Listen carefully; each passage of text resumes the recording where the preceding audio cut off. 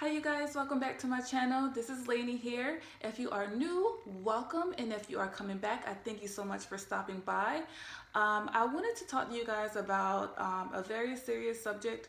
Not a lot of people like to talk about it because it can be very painful, but that is the subject of miscarriage. Statistically, 1 in 4 women will have a miscarriage in their lifetime, and that is pretty scary. I never really looked up, of course, statistics about miscarriages, or even thought of me having a miscarriage, or anything like that. You know, it's one of those things where until it happens to you, it never really crossed your mind.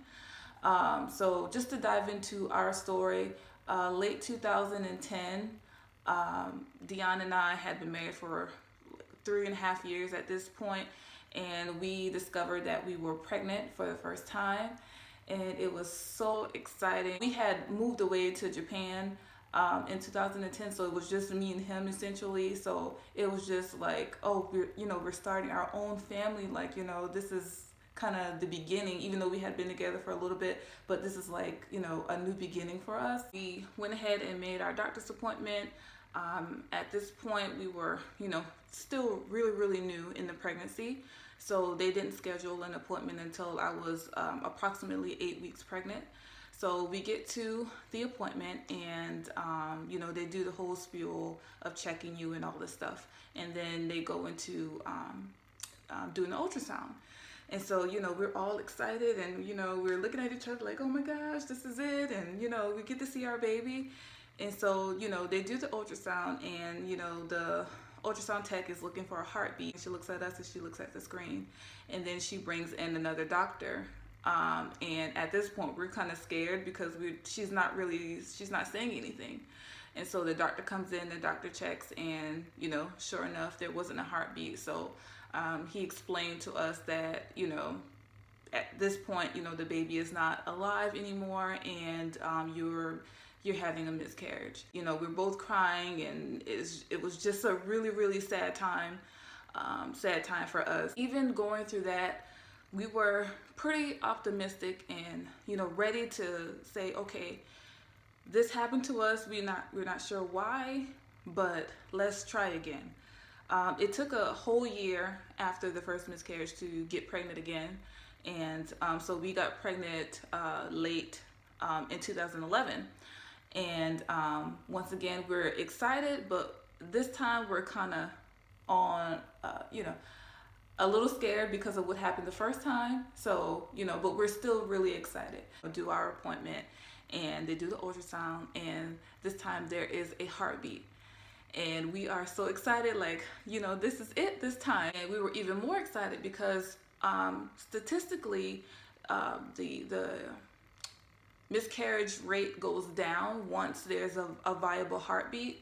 So there's only like a 4 to 5% chance of miscarriage after you're able to see and hear a heartbeat. Time moves on, and just one day out of the blue, I started to bleed. So of course I'm scared, I'm nervous. We schedule ourselves for an appointment so they can check on things. And unfortunately, they tell us that the baby no longer had a heartbeat, and that I was miscarrying for a second time. And when I tell you, 10 times more hurtful than the first time, like, it was just devastating. Now at this point, I'm thinking there must be something wrong with me, because I can't carry a baby to term. I keep losing the baby. So what is going on with me? And it was just, it's a hard time. And as a Christian, you start to question things. You start to question God, like, God, why is this happening to me? I feel like I'm trying to do things the right way, and I get this. You think about any time you go through things in life, you have those questions like, why am I going through this? Like, what did I do? You automatically think you did something, and that God is punishing you for whatever reason, and that's not the case. Me and Dion were both grieving so differently, and it was moments where we weren't really communicating how we felt about the situation. He is more of an internal person. Even if he's feeling hurt or he's feeling some type of way, he's not one to, say how he's feeling in the moment until he's ready to. And I'm more of a, like, listen, I need to talk about this. I'm hurting. I feel like depressed. And, at night, I'm like up at night by myself on the floor crying. And I'm just like, God, I just want a baby with my husband. And I want us to start a family. And I want this and I want that. And it's not happening for me. And I'm not understanding why. So it was a hard time for our marriage. It was a hard time for us individually and collectively. And even though we were dealing with the pain, we still trusted and believed in God. Even though we had questions, even though we questioned God on why this was happening to us and if we were going to even be able to have children, we still had that mustard seed faith. That mustard seed faith is what held us together and kept us going forward. The middle of 2012, we found out we were pregnant for a third time, and scared, excited because okay, we got pregnant again, but very scared this time. But let me tell you, with all of this, we had a lot of people praying for us. We had a lot of people believing for us. Our family back at home, and we had a great church family at on base, and they were praying for us and believing with us that we will one day have a baby of our own. And so, we make the appointment to, go see the baby, and, there's a heartbeat, and it was beautiful, and I haven't talked about this in a long time, but I'm kind of getting teary-eyed thinking about it. And so, we're optimistic, we're, fearful, and that's normal after having two devastations. It's normal to still have some hesitation and, and not know what's going to happen. But, we're still very excited because there's a baby growing inside of me and it has a heartbeat. And so, at this point, they're saying that we're kind of in the high risk category because we had back-to-back miscarriages. And so, to take it easy and not try to do so much and, this, that, and the third.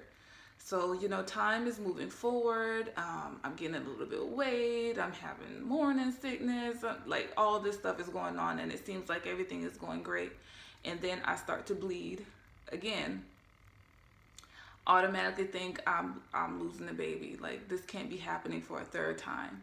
So, we rush to the emergency room and tell them, like, I'm pregnant. I'm still in my first trimester. And I'm bleeding, I really need to see the doctor to see what's going on. So they went in and checked us and everything, and the baby still has a heartbeat. However, they did some blood work and all this stuff, and they're saying, we going to do some lab testing and stuff and see what's going on or whatever. But it does look like you are having another miscarriage. So we're like, this cannot be happening for a third time. The doctor literally told us, you're miscarrying for a third time. So just go home and make yourself comfortable and just essentially wait for it to happen. Wait for the baby to pass. And, like, what do you say to that? What do you say to that? So instead of going home, we went to a friend's house, Tim and Marjorie Murray. And they actually prayed for us. They put some oil on my belly, and they both laid hands on us, and they prayed for this. They prayed for that baby, and we still had an inkling of hope because the baby still had a heartbeat. But to be told that it looks like you're having another miscarriage was just a blow to the heart. And so, they prayed for us and they wept with us, and, we ended up going home. And the following day or 2 days later, they called and said that my HCG levels had dropped.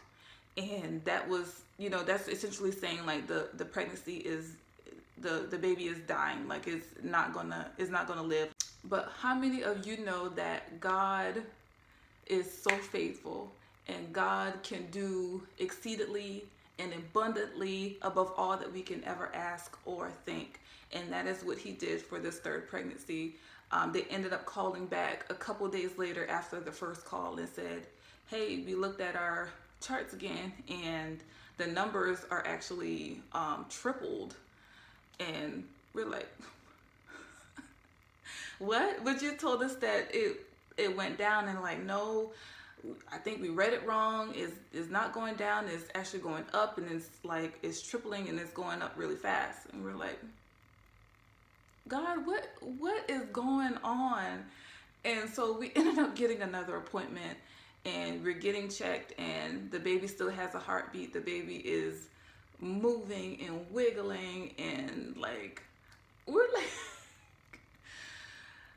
God, you are really showing this doctor who said, you know, go ahead and have the third miscarriage. Like, this is what's happening. You're saying, I didn't say that. You said no, but I'm saying yes. I have authority. I have all power in my hand, and I say that this pregnancy stays and this baby grows and this baby is going to be born.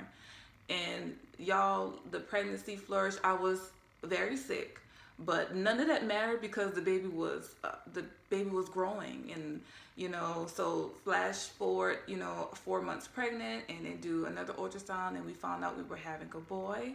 Our baby Junior, he's handsome, he's smart, he's witty, he's funny, he's everything. And then 4 years later, we have our 1-year-old now, Bailey, and she is a ball of fire. She is spunky, and she is super cute and just, you know, so girly. Like, she likes to carry purses and stuff now.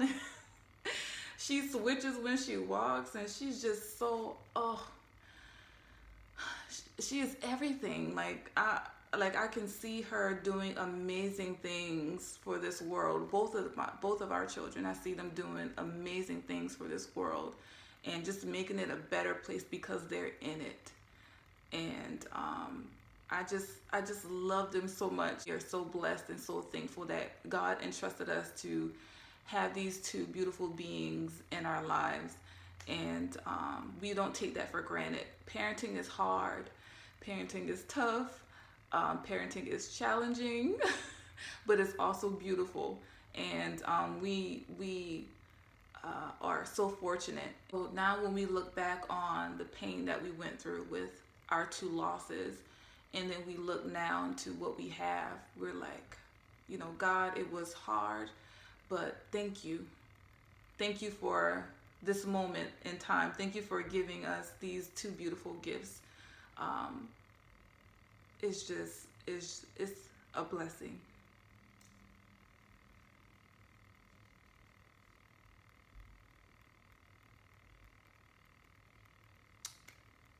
Yeah, very thankful. I wanted to make this video, and I'm a crybaby, so I'm gonna try to go ahead and end this.